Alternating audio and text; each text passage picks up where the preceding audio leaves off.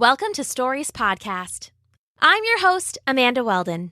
This week we are presenting Captain Kimorent the Cormorant, an original story by Daniel Hinds, performed for you by Kelsie Lee. Thanks! Enjoy the episode! There once lived Captain Kimorent the Cormorant, a pirate sure who sailed the seven seas, and all that clever Captain Kimorent the Cormorant wanted he could taste upon the breeze.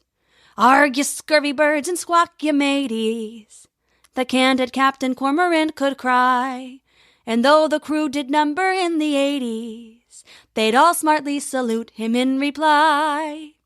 His kingdom was a madly maudlin galley, a pirate ship with banners black and bold. His cannons would dole out a dread finale to ships that sailed the wild waters of old. The captain loved his ship like 'twas his mother. He named it as a wink, succinct and sure, and in 1,000 years you'll never know another ship dubbed the most dreaded Predator.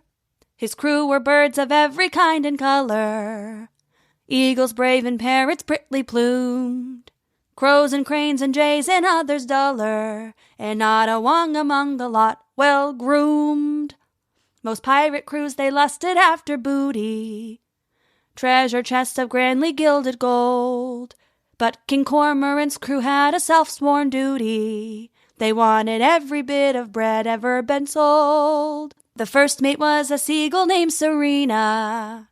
The captain found her begging by the beach, and now she leads a battle like Athena, and foes tremble when they hear her pirate screech.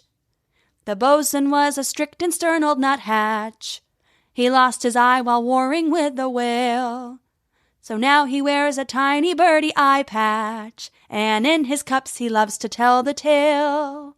The quartermaster was a stork named Shannon, who would tally every bit and bite of bread. She counted every sword and every cannon, and when out of wing she used her toes instead. Raven Rick, he was the ship's best fighter, a danger with a gun or sure sharp sword, and if you spoke against his friend the writer, then you would travel home but never more. The hawk, she was the lookout in the crow's nest, the crow he swabbed the poop deck every hour. The owl's the adviser who just knows best, the rest would man the sails with faces dour.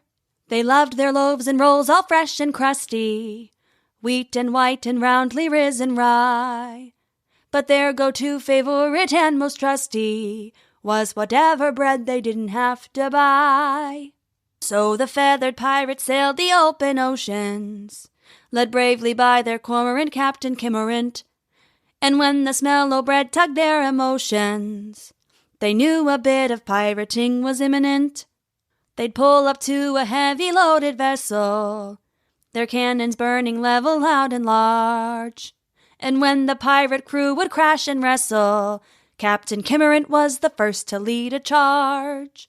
They stole a Frankish frigate full of French bread, they stole a baron's barge of Barbary, they stole a sultan's sailboat of Sicilian, and they stole the old queen's crumpets meant for tea.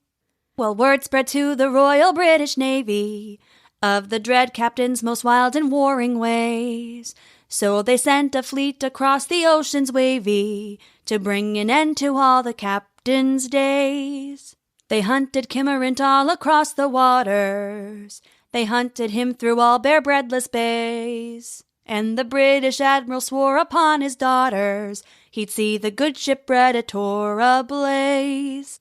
They'd finally met on waters wan and frantic, the ocean met its hands hammering halt, and the admiral swore he'd feed the old Atlantic.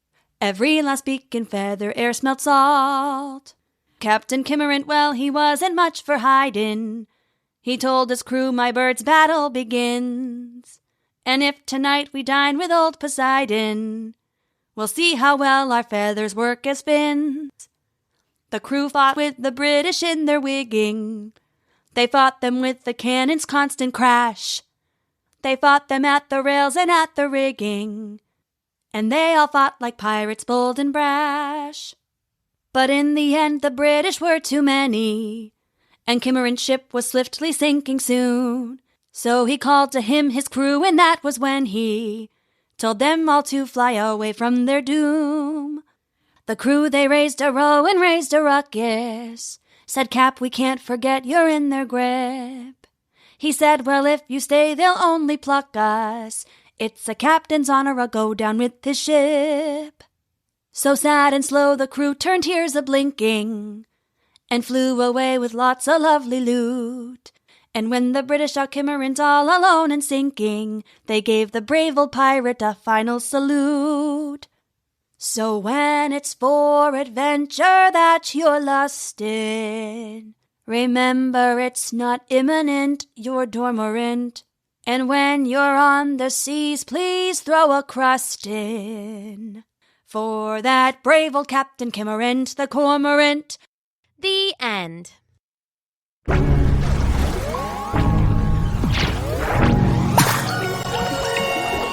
Thanks for listening.